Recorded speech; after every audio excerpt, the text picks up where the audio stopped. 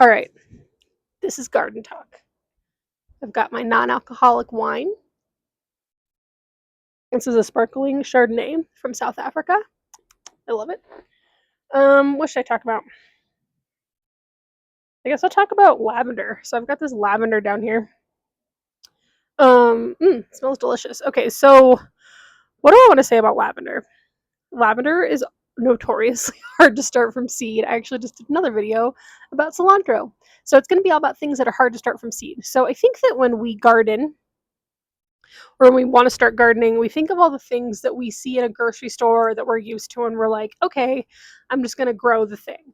But every plant has very specific needs, and that starts from the seed. So, lavender is a plant that wants to be cold stratified, which means the seeds want cold before they bloom or before they get planted in the ground. And then, depending on the variety of lavender, it might not come back every year. And that depends on your climate and it depends on what the soil is like. So, lavender in theory is easy to grow, but you have to really, really try to get it to start from seed. So I got these little plugs. I do have a seed that I started, or a seedling that I started that's in my garden. It's an English lavender, and I'm in Colorado. I'm in climate 6A, I think. So it may or may not come back next year. We'll see. This particular variety I got from a gardener friend of mine. She actually has a farm. She's all about regenerative soil. I'm sure I'll talk about her. But basically, this is made for Colorado soil, like type of soil. So clay, heat, um, dry heat. We have a dry heat here. So basically, what I just have all this lavender, and I think I'm gonna try to put it in my brother's yard. He has a clay-like hot yard.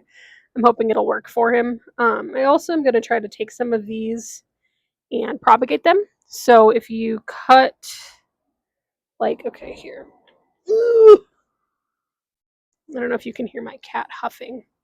But basically, I'm going to cut this, not at the woody part. I'm going to cut it about up here. So, I don't know, give maybe like 4 inches of it. I'll take off some of these leaves and I'm going to put it in soil and then I'm going to wait for it to root. And that'll be a propagation. You can do that with a lot of like woody stemmed type plants, like rosemary would be a good one. Or I've done it with lemon balm or mint if you wanted to do it with mint. But yeah, that's lavender.